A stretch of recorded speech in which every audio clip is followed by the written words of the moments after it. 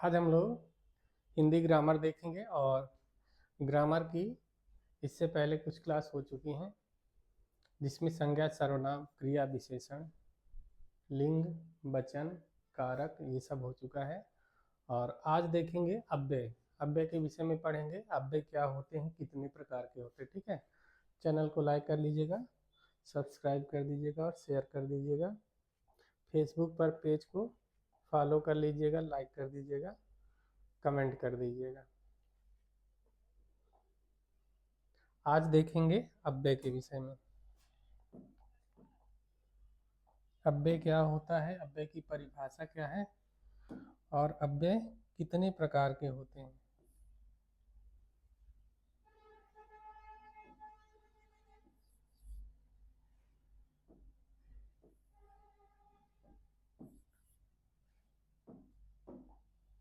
ठीक है, अव्यय। अव्यय की परिभाषा तो सबको पता होगी, फिर से देख लेते हैं। जिन शब्दों के रूप में लिंग, वचन, कारक आदि के कारण कोई विकार या परिवर्तन नहीं होता उन्हें अव्यय कहते हैं। ठीक है, फिर से एक बार परिभाषा देख लेते हैं। जिन शब्दों के रूप में लिंग, वचन, कारक आदि के कारण कोई विकार या परिवर्तन ना हो उन्हें अव्यय कहते हैं। ठीक है, उदाहरण देख ले, जैसे वाक्य है वह कहाँ गया। उदाहरण इसका देख लेते हैं। वह कहाँ गया, यदि कहा जाए वह कहाँ गया। ठीक है, तो इस वाक्य में अव्यय क्या हो जाएगा, इस वाक्य में अव्यय क्या हो जाएगा, कहाँ।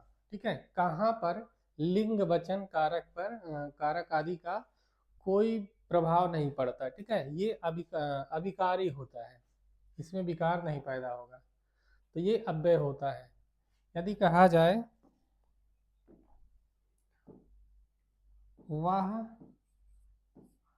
कहाँ गई, ठीक है, तो भी यहाँ पर कहाँ ही शब्द प्रयोग किया जाएगा। ठीक है, इसमें कोई विकार या परिवर्तन नहीं होगा, तो ये क्या हो जाएगा, अव्यय हो जाएगा। ठीक है, इसके बाद और उदाहरण देख लेते हैं। जैसे राम और श्याम, राम और श्याम, राम और श्याम सहोदर भाई हैं, तो यहाँ पर क्या हो जाएगा, और शब्द जो है ये क्या हो जाएगा, अव्यय हो जाएगा। ठीक है, और जो है अव्यय हो जाएगा, इसमें लिंग, वचन, कारक आदि का कुछ प्रभाव नहीं पड़ता है। यदि कहा जाए मैं भी आपके साथ जाऊंगा, मैं भी आपके साथ जाऊंगा, मैं भी आपके साथ जाऊंगा,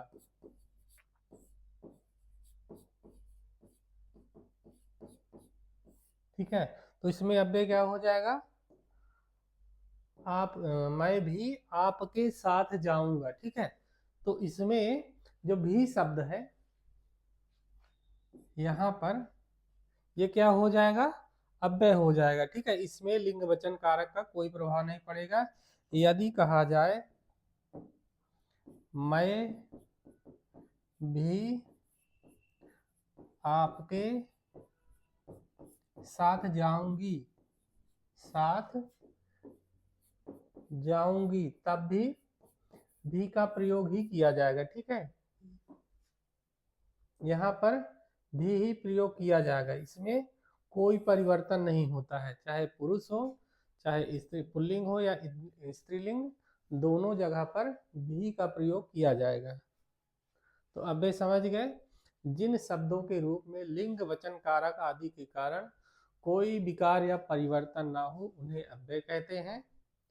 ठीक है, अब अव्यय के भेद देख लेते हैं, अव्यय के प्रमुख भेद देख लेते हैं। ठीक है,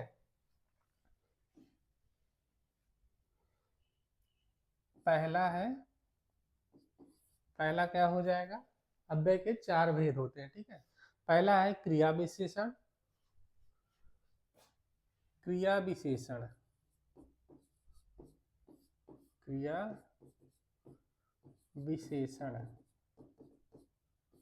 ठीक है। इसके बाद दूसरा क्या हो जाएगा, पहला हो गया क्रिया विशेषण, दूसरा है संबंध बोधक।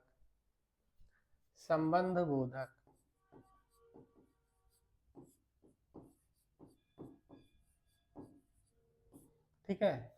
तीसरा क्या हो जाएगा, पहला क्रिया विशेषण, दूसरा संबंध बोधक, तीसरा समुच्चय बोधक। ठीक है, तीसरा हो जाएगा समुच्चय बोधक।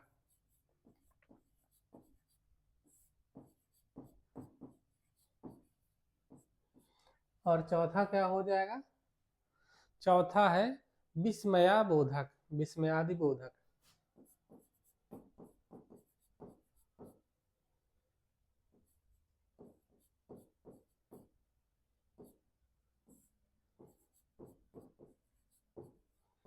विस्मयादि बोधक, ये 4 प्रकार के अव्यय होते हैं। ठीक है, अब एक एक करके देख लेते हैं सबको। सबसे पहले देखते हैं क्रिया विशेषण। क्रिया विशेषण अव्यय,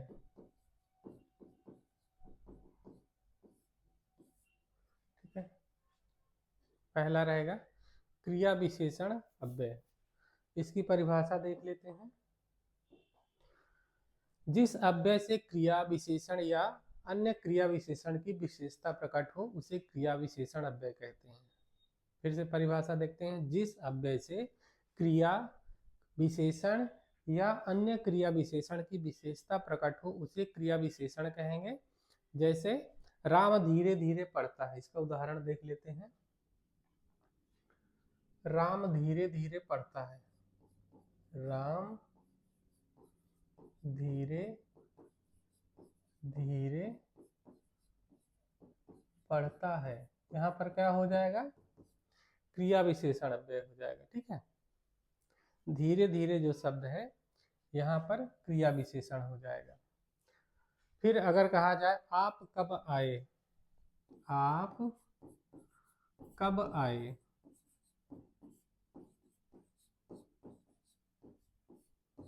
इसमें कब शब्द है क्या हो जाएगा, क्रिया विशेषण अव्यय हो जाएगा। ठीक है, अब देख लेते हैं क्रिया विशेषण अव्यय के भेद। तो क्रिया विशेषण अव्यय के कितने भेद होते हैं, 3 भेद होते हैं।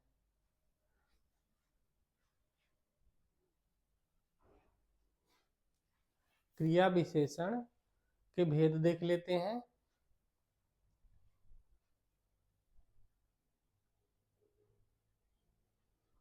क्रिया विशेषण अव्यय का भेद कितने प्रकार का होता है ये भी देख लेते हैं। रूप, प्रयोग और अर्थ के आधार पर क्रिया विशेषण अव्यय के अनेक भेद होते हैं। ठीक है, रूप, प्रयोग और अर्थ के आधार पर क्रिया विशेषण के अनेक भेद होते हैं। देख लेते हैं कौन कौन से होते हैं। सबसे पहले है रूप के आधार पर। ठीक है,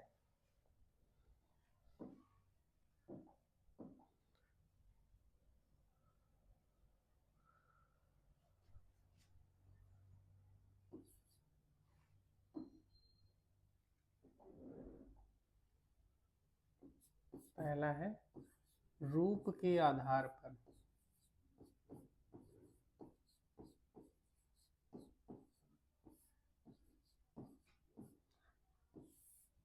रूप के आधार पर क्रिया विशेषण अव्यय कितने प्रकार के होते हैं। पहला हो जाएगा क्रिया विशेषण, दूसरा है मूल क्रिया विशेषण, यौगिक क्रिया विशेषण और कारण क्रिया विशेषण। ठीक है, तो इसके आधार पर, रूप के आधार पर क्रिया विशेषण के 3 भेद हो जाएंगे। पहला है मूल क्रिया विशेषण, इसमें पहला हो जाएगा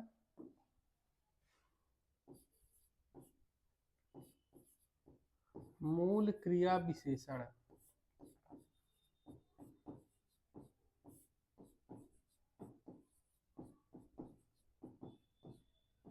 ठीक है, पहला हो जाएगा मूल क्रिया विशेषण, दूसरा है यौगिक क्रिया विशेषण, दूसरा हो जाएगा था यौगिक क्रिया विशेषण, यौगिक क्रिया विशेषण।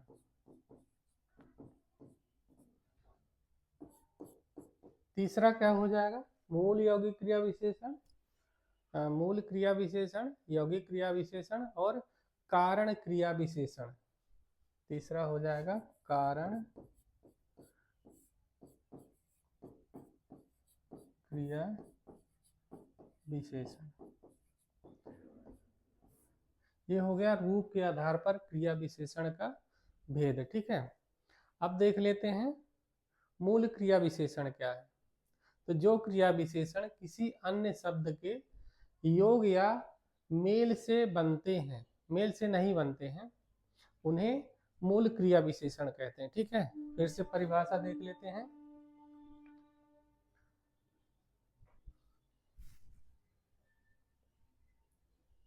मूल क्रिया विशेषण, जो क्रिया विशेषण किसी अन्य शब्द के योग से या मेल से नहीं बनते, उन्हें मूल क्रिया विशेषण कहते हैं। इसका उदाहरण क्या हो जाएगा, अचानक, फिर, पुनः, ठीक। जैसे कहा जाए अचानक,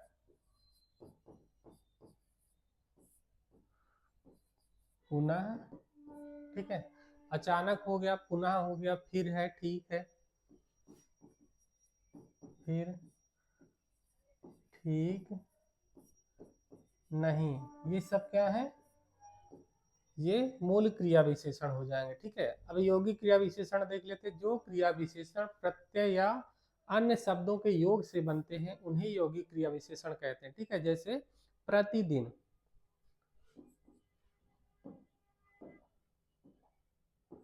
प्रतिदिन,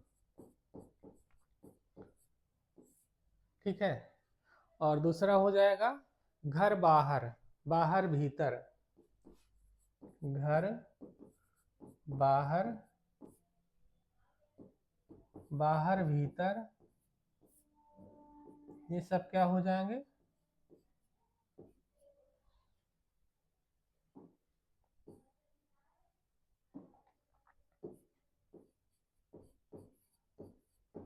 ये सब यौगिक क्रिया विशेषण हो जाएंगे। ठीक है, तीसरा है कारण क्रिया विशेषण। जो शब्द किसी विशेष कारण या उद्देश्य से क्रिया विशेषण के रूप में प्रयुक्त होते हैं, उन्हें कारण क्रिया विशेषण कहते हैं। फिर से देख लेते हैं।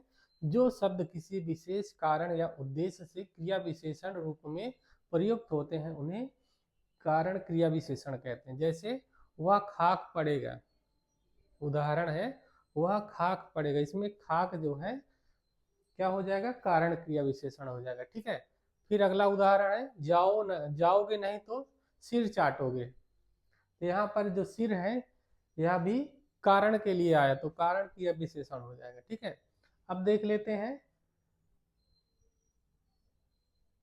अगला है प्रयोग के आधार पर क्रिया विशेषण। दूसरा हो जाएगा प्रयोग के आधार पर क्रिया विशेषण।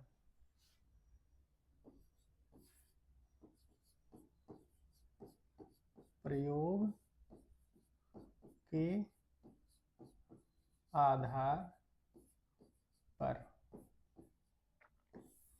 प्रयोग के आधार पर क्रिया विशेषण। ठीक है, प्रयोग के आधार पर क्रिया विशेषण के तीन भेद होते हैं। पहला है साधारण क्रिया विशेषण, दूसरा अनुबद्ध क्रिया विशेषण और तीसरा संयोजक क्रिया विशेषण।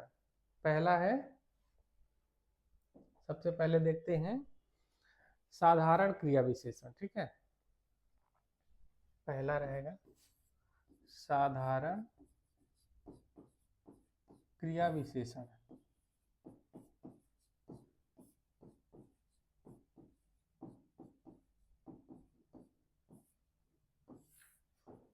ठीक है, पहला साधारण क्रिया विशेषण हो जाएगा।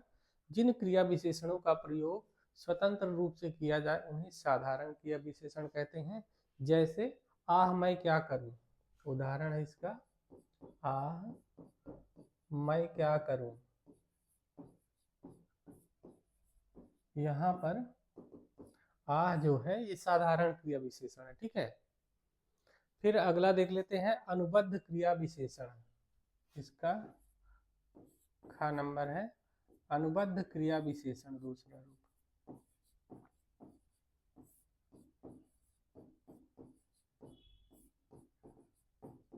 अनुबद्ध क्रिया विशेषण किसे कहेंगे, इसको भी देख लेते हैं। जिन क्रिया विशेषणों का प्रयोग अवधारणा या निश्चय के लिए किसी शब्द के साथ होता है उन्हें अनुबद्ध क्रिया विशेषण कहते हैं, ठीक है। जैसे कहा जाए यह तो बड़ी विचित्र बात है, यह तो बड़ी विचित्र बात है।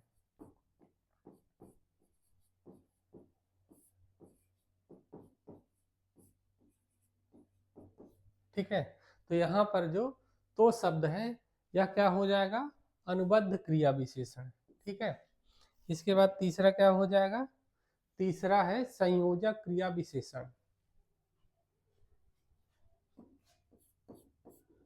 संयोजक क्रिया विशेषण।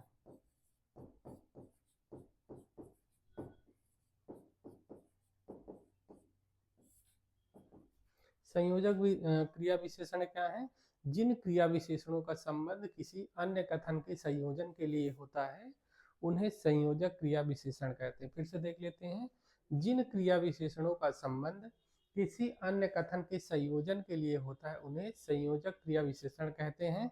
जैसे कहा जाए जहां न पहुंचे रवि वहां पहुंचे कवि, यहाँ पर जहां और वहां क्रिया विशेषण दो कथनों के संयोजक बन गए, इसलिए यहाँ पर संयोजक क्रिया विशेषण हो जाएगा, ठीक है। तो ये हो गया प्रयोग के आधार पर। तीसरा है अर्थ के आधार पर। अर्थ के आधार पर क्रिया विशेषण, अर्थ के आधार पर, इसको भी देख लेते हैं, ठीक है। अर्थ के आधार पर क्रिया विशेषण पहला हो जाएगा,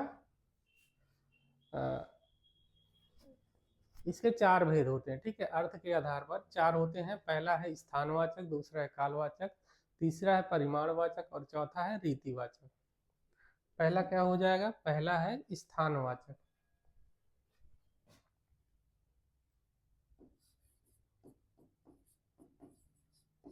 स्थानवाचक,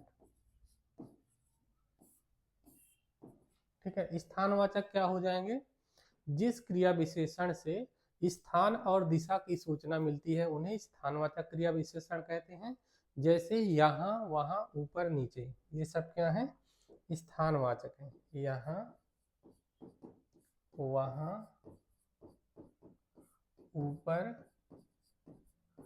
नीचे, ये सारे क्या है, स्थानवाचक क्रिया विशेषण, ठीक है। फिर इसके बाद दूसरा है कालवाचक क्रिया विशेषण। कालवाचक क्रिया विशेषण,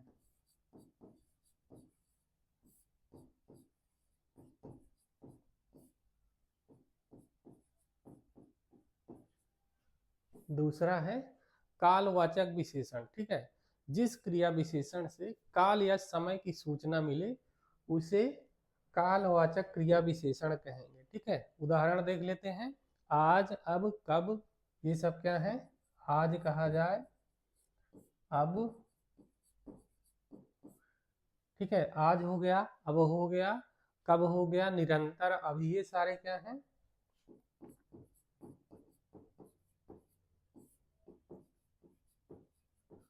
ये सारे क्या हो जाएंगे, कालवाचक क्रिया विशेषण हो जाएंगे, ठीक है। फिर तीसरा है परिमाणवाचक क्रिया विशेषण।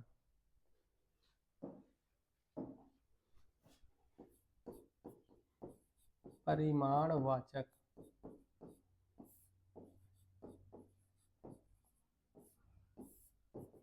परिमाणवाचक क्रिया विशेषण किसे कहेंगे, जिस क्रिया विशेषण से परिमाण का बोध हो उसे परिमाणवाचक क्रिया विशेषण कहते हैं। यह 5 प्रकार के होते हैं, ठीक है। जैसे अधिकता बोधक है, अधिकता बोधक में अधिक है, खूब है, बहुत है, अतिशय है। फिर है इसके बाद न्यूनता बोधक, जैसे थोड़ा, जरा, किंचित, कुछ। फिर है पर्याप्त बोधक, जैसे बस, केवल, यथेष्ट, काफी तुलना बोधक हैं। जैसे जितना, कितना, बढ़कर, इतना, उतना, ये सब तुलना बोधक हो जाएंगे। श्रेणी बोधक, इसमें क्रमशः, बारी बारी, एक स्थान से, ये सब क्या हो जाएंगे, परिमाणवाचक के भेद हो जाएंगे। और इसके बाद है रीतिवाचक क्रिया विशेषण। इसको अलग अलग देख लेते हैं। सबसे पहले आएगा अधिकता बोधक।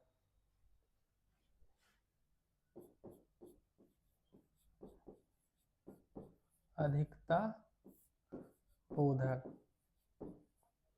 अधिकता बोधक के अंतर्गत क्या क्या आ जाएगा, अधिक हो गया, खूब हो गया, बहुत, अधिक, खूब, बहुत, ये सारे अधिकता बोधक हो गए। ठीक है, इसके बाद दूसरा हो जाएगा न्यूनता बोधक।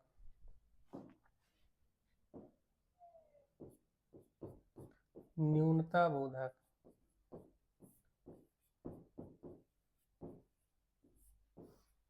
न्यूनता बोधक में क्या हो जाएगा, थोड़ा, कुछ, जरा,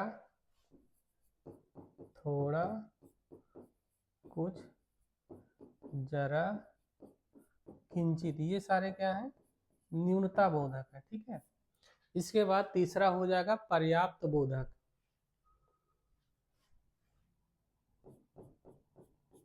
पर्याप्त बोधक, पर्याप्त बोधक में क्या हो जाएगा, इसके अंतर्गत बस, केवल, यथेष्ट, काफी, ये सारे शब्द, बस, केवल, यथेष्ट, काफी आदि, ये सारे क्या हैं, ये पर्याप्त बोधक हो जाएंगे। ठीक है, इसके बाद तुलना बोधक है। तुलना बोधक,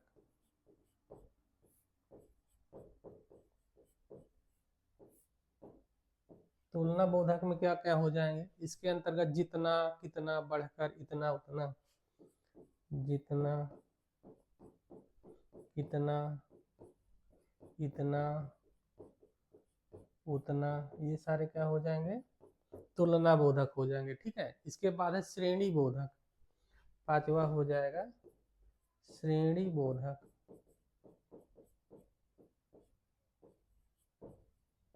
श्रेणी बोधक में क्या क्या आ जाएंगे, क्रमशः, बारी बारी, एक एक, क्रमशः, बारी बारी, एक एक, ये सब क्या है, श्रेणी बोधक हो गए। ठीक है, अब एक बचा है रीतिवाचक क्रिया विशेषण। जिस क्रिया विशेषण से निश्चय, अनिश्चय, निश्चय, अनिश्चय, कारण, निषेध आदि का बोध हो, उसे रीतिवाचक क्रिया विशेषण कहेंगे। ठीक है, इसको भी देख लेते हैं। रीतिवाचक क्रिया विशेषण, रीतिवाचक क्रिया विशेषण,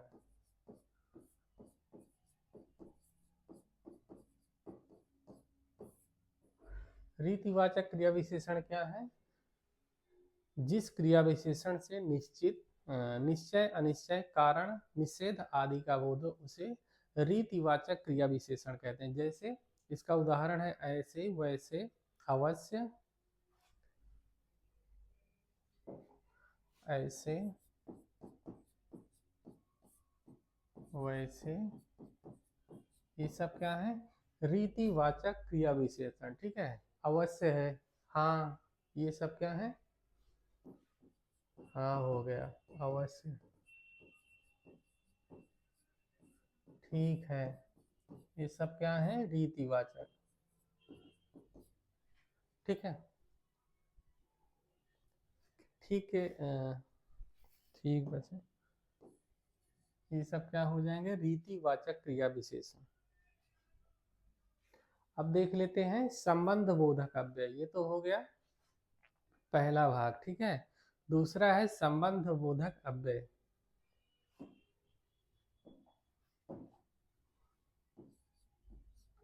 संबंध बोधक अव्यय, अभी तो क्रिया विशेषण देख रहे थे, अब दूसरा है संबंध बोधक अव्यय। संबंध बोधक अव्यय किसे कहेंगे? तो जिस अव्यय से दो पदों के बीच परस्पर संबंध सूचित हो उसे संबंध बोधक अव्यय कहते हैं। जैसे कहा जाए पुरुषार्थ के बिना जीवन नहीं, कृष्ण के साथ राधा का नाम पूज्य है, उसके बिना तुम कुछ नहीं हो। तो यहाँ पर क्या है, संबंध बोधक अव्यय का प्रयोग किया गया है। और प्रयोग और अर्थ के आधार पर संबंध बोधक अव्यय, इसके भी कई भेद होते हैं। ठीक है, पहला है प्रयोग के आधार पर, 60 में देखेंगे का हो जाएगा प्रयोग के आधार पर, प्रयोग के आधार पर।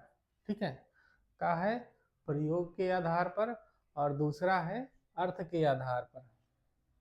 खा है अर्थ के आधार पर।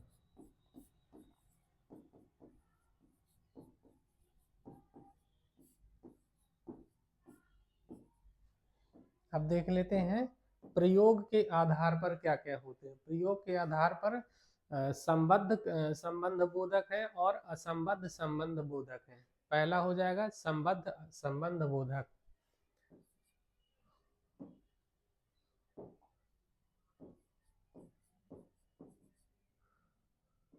संबद्ध संबंध बोधक अव्यय में प्रयोग के आधार पर देख रहे हैं, तो पहला हो जाएगा संबद्ध संबंध बोधक।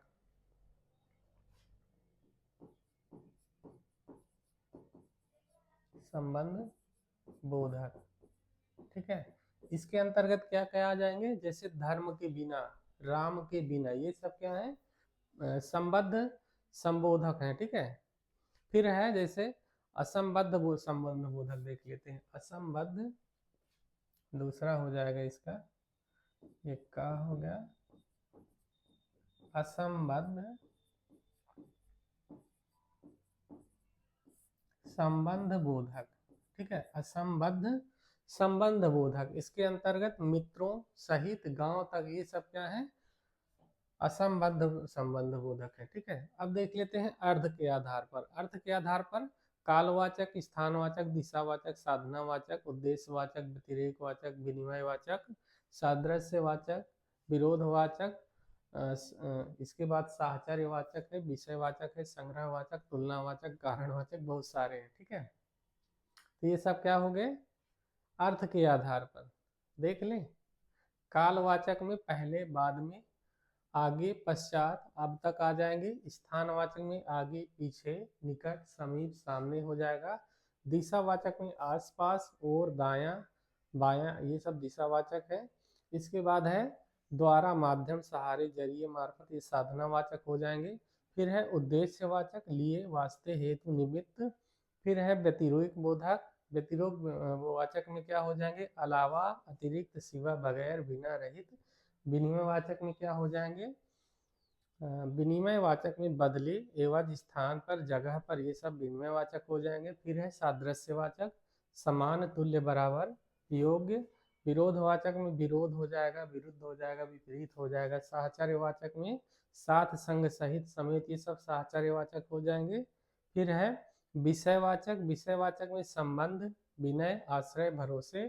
फिर संग्रहवाचक, लगभग, भर, मात्र, तक, अंतर्गत, ये सब संग्रहवाचक है। तुलनावाचक में अपेक्षा, समक्ष, समान हो जाएगा। कारणवाचक में क्या हो जाएगा, कारण, परेशानी से मारी। ये तो हो गया अर्थ के आधार पर। अब देख लेते हैं व्युत्पत्ति के आधार पर।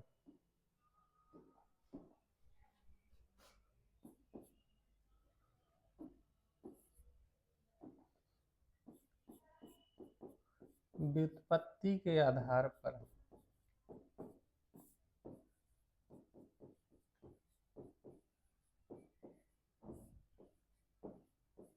ठीक है, व्युत्पत्ति के आधार पर क्या क्या हो जाएंगे, दो भेद हैं इसमें। अर्थ के आधार पर 14 भेद हैं। अब 14 क्या लिखें, व्युत्पत्ति के आधार पर दो है, मूल संबंध बोधक और यौगिक संबंध बोधक। पहला है मूल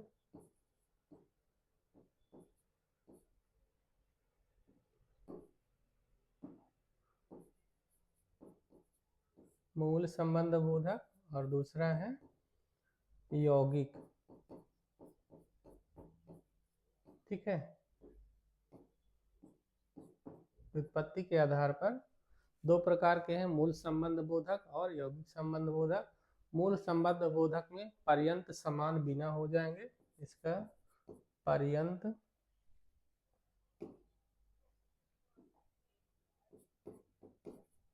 समान बिना, ये सब क्या है, मूल है।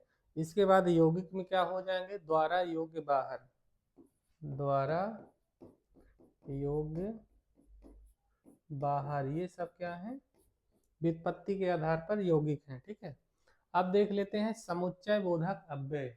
ये तो संबंध बोधक हो गया, फिर है समुच्चय बोधक अव्यय। तीसरा है समुच्चय बोधक अव्यय।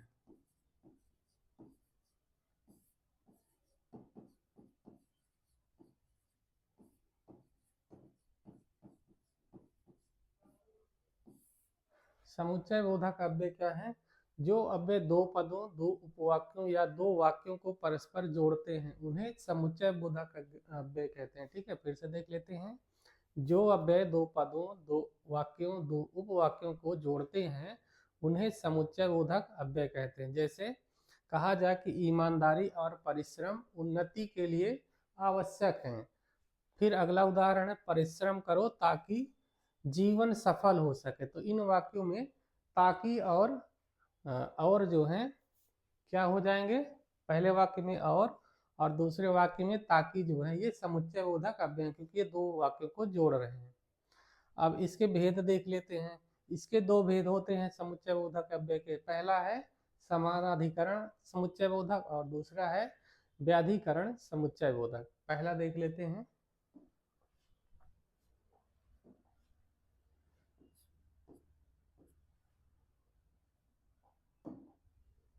पहला है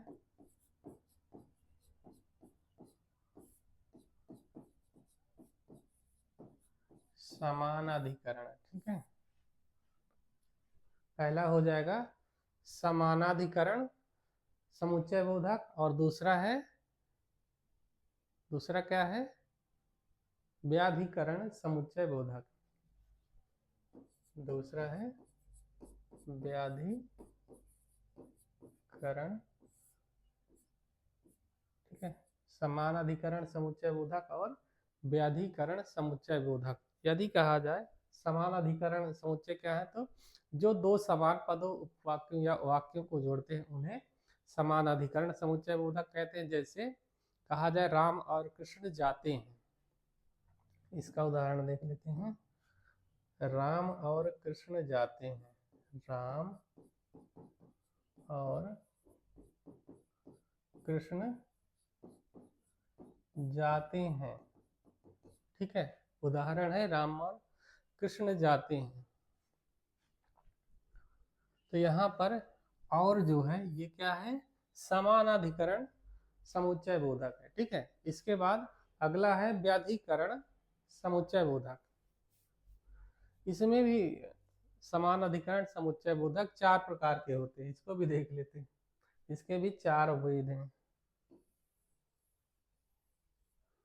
समानाधिकरण समुच्चय बोधक के चार भेद होते हैं। पहला है संयोजक, क्या हो गया, संयोजक। ठीक है, संयोजक में क्या क्या आ जाएंगे, तथा और एवं। तथा हो गया, और हो गया, एवं, ये सब क्या है, संयोजक है। ठीक है, दूसरा है विभाजक। दूसरा का नंबर है विभाजक। विभाजक में क्या हो जाएगा, विभाजक में है अथवा या, अथवा या कि, नहीं, ये सब क्या है, ये विभाजक हो जाएंगे। ठीक है, इसके बाद विरोधवाचक है, गा नंबर है विरोधवाचक। विरोधवाचक में क्या क्या हो जाएंगे? जैसे हो गया परंतु, किंतु, लेकिन, किंतु, परंतु, लेकिन, ये सब क्या है? विरोधवाचक। किंतु, परंतु, लेकिन, ये सब क्या है? विरोधवाचक हो जाएंगे। ठीक है। इसके बाद है परिमाण बोधक। परिमाण बोधक,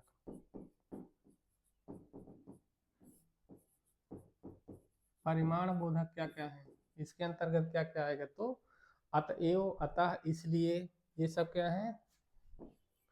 अतएव, अतः, इसलिए, ये सब क्या है?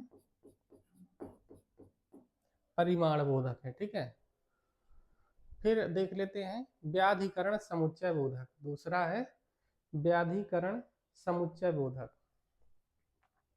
इसे क्या, व्याधिकरण किसे कहेंगे? जो अव्यय मुख्य वाक्य से एक या अनेक आश्रित वाक्यों को जोड़ते हैं उन्हें व्याधिकरण समुच्चय बोधक कहते हैं। यानी फिर से देख लेते हैं, जो अव्यय मुख्य वाक्य से एक या अनेक आश्रित वाक्यों को जोड़ते हैं उन्हें व्याधिकरण समुच्चय बोधक कहेंगे। जैसे कहा जाए राहुल तेज है किंतु उद्यमी है। उदाहरण देख लेते हैं।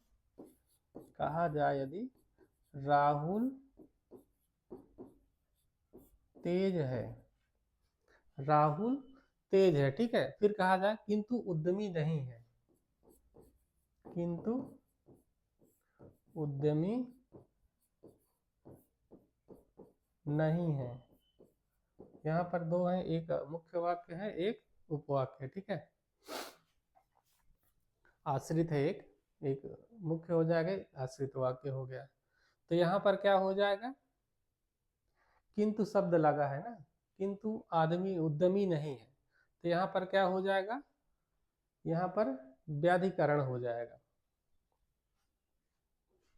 किंतु क्योंकि ये अगर लग जाते हैं तो व्याधिकरण समुच्चय बोधक हो जाते हैं। जैसे इसके भेद देख लेते हैं। व्याधिकरण समुच्चय बोधक अव्यय के 4 भेद होते हैं। ठीक है। इसके भी 4 भेद हैं। पहला क्या हो जाएगा? व्याधिकरण समुच्चय भेदक, इसका है कारणवाचक का नंबर है कारणवाचक। कारणवाचक में क्या क्या हो जाएगा? यदि कहा जाए क्योंकि, इसलिए, जो कि, क्योंकि, इसलिए, जो कि, ये सब क्या है? कारणवाचक है। ठीक है। इसके बाद दूसरा है उद्देश्यवाचक का नंबर है उद्देश्यवाचक।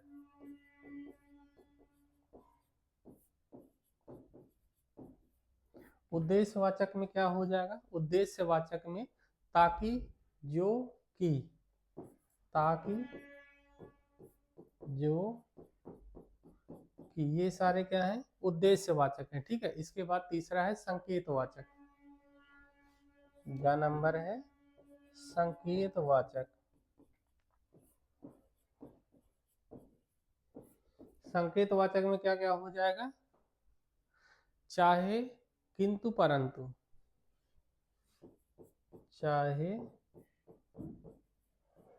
किंतु, परंतु, ये सब क्या है?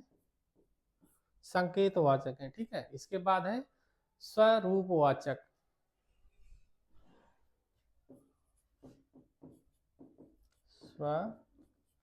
स्वरूपवाचक,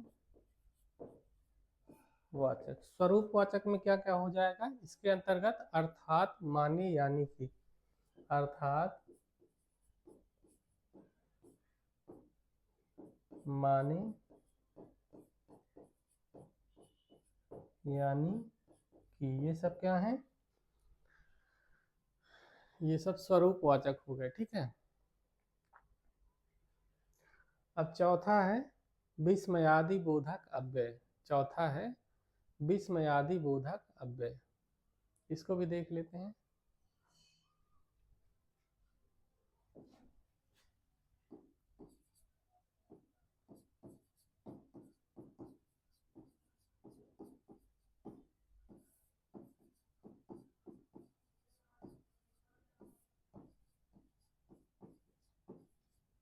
अव्यय इतने प्रकार के होते हैं, नाम भी नहीं याद रहेगा।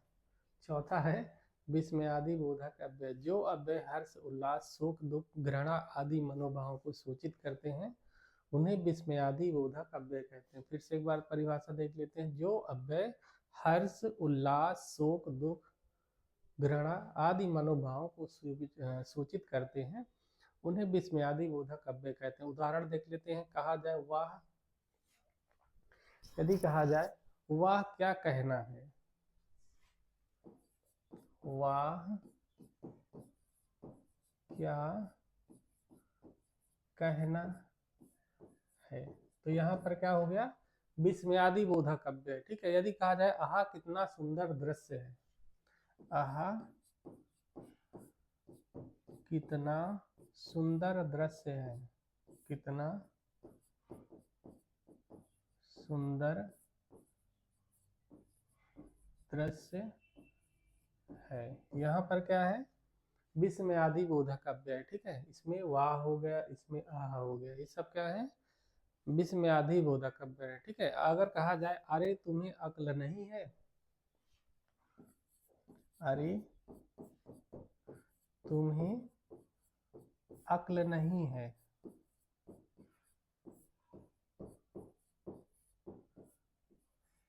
तो यहाँ पर क्या हो जाएगा, अरे विस्मयादि बोधक अव्यय हो जाएगा। ठीक है।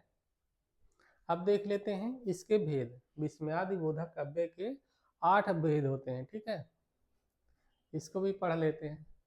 पहला है हर्ष बोधक, इसके 8 भेद होंगे। पहला है हर्ष बोधक, फिर से अगले पेज में देख लेते हैं। विस्मयादि बोधक अव्यय के भेद।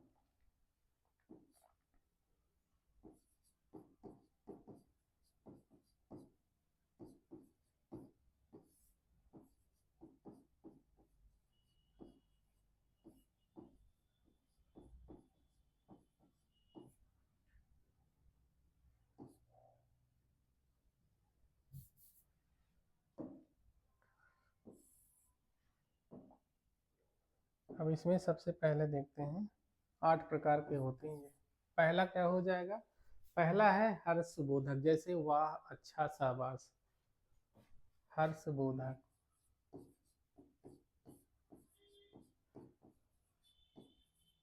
इसका उदाहरण क्या हो जाएगा, वाह, अच्छा, वाह हो गया, अच्छा हो गया, शाबाश, ये सब क्या है, हर्ष बोधक है। ठीक है। शाबाश। फिर इसके बाद दूसरे नंबर पर है विस्मय बोधक। दूसरा है विस्मय बोधक।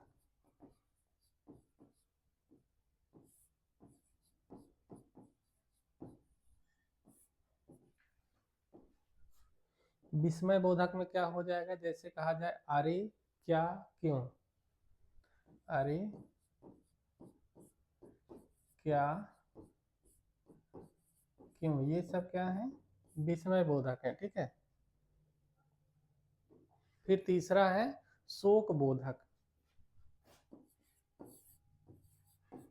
शोक बोधक, शोक बोधक में क्या क्या हो जाएंगे, शोक बोधक जैसे कहा जाए हाय, ओह, ओहो, हाय, ओह, ओहो, ये क्या है, शोक बोधक हो गए। ठीक है। फिर है तिरस्कार बोधक।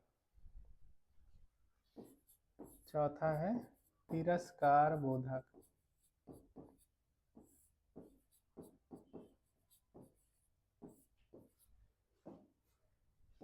तिरस्कार बोधक में क्या क्या हो जाएंगे, जैसे कहा जाए भाग भाग, दूर दूर, हट हट,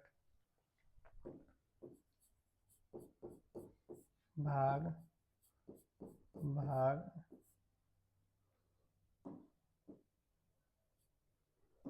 फिर है हट हट। दूर दूर। ठीक है, ये तिरस्कार बोधक शब्द है। फिर है भाव बोधक।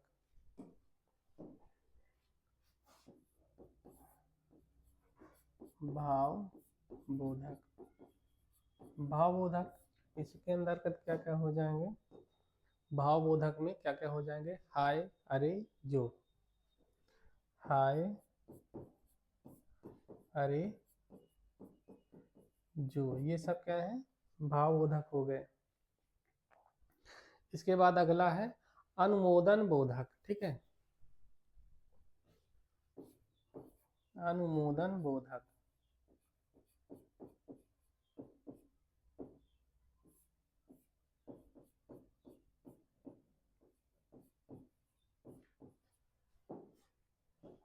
अनुमोदन बोधक क्या क्या हो जाएंगे? वाह, ठीक, अच्छा।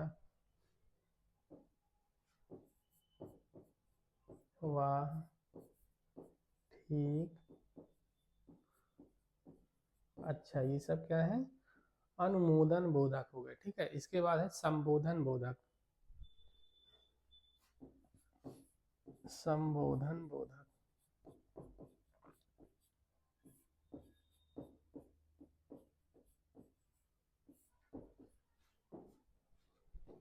संबोधक बोधन में रे, अरे, हे, रे, अरे, हे, ये सब क्या है? संबोधन बोधक। ठीक है, हो भी है, अजी, ये सब क्या है? संबोधन बोधक। ठीक है, फिर आठवां क्या है? घृणा बोधक। घृणा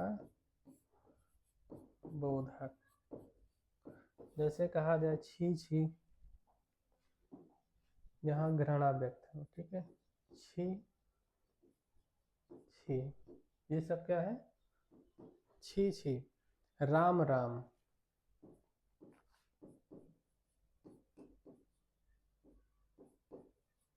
ये घृणा बोधक है। ठीक है, तो विस्मयादि बोधक अव्यय 8 प्रकार के होते हैं।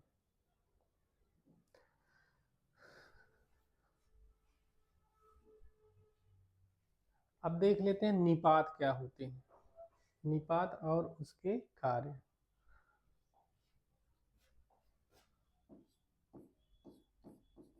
निपात, निपात किसे कहेंगे?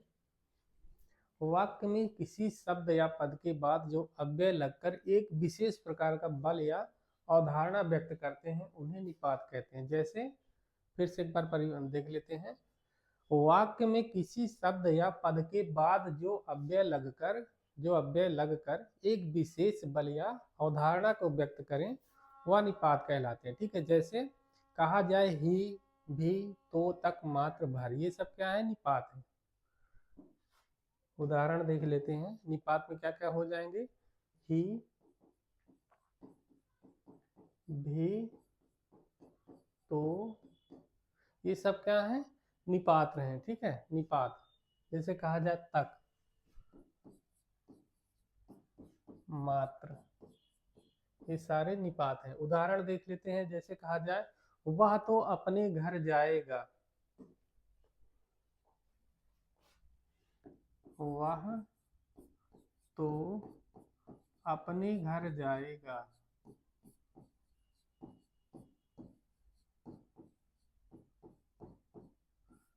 तो इस वाक्य में जो तो है, जो ये क्या हो जाएगा? निपात है। ठीक है, और ये एक विशेष प्रकार का बल देता है कि वह तो अपने घर जाएगा ही। ठीक है, यदि कहा जाए मोहन ने ही उसे मारा, मोहन ने ही उसे मारा, मोहन ने ही उसे मारा, तो यहाँ पर एक प्रकार विशेष प्रकार का बल है ही के कारण। ठीक है, मोहन ने ही उसे मारा, तो यहाँ पर निपात क्या हो जाएगा? हो जाएगा। फिर अगला वाक्य उदाहरण है, उसने राम को भी बुलाया, उसने राम को भी बुलाया,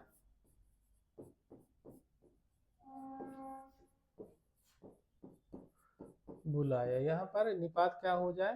भी।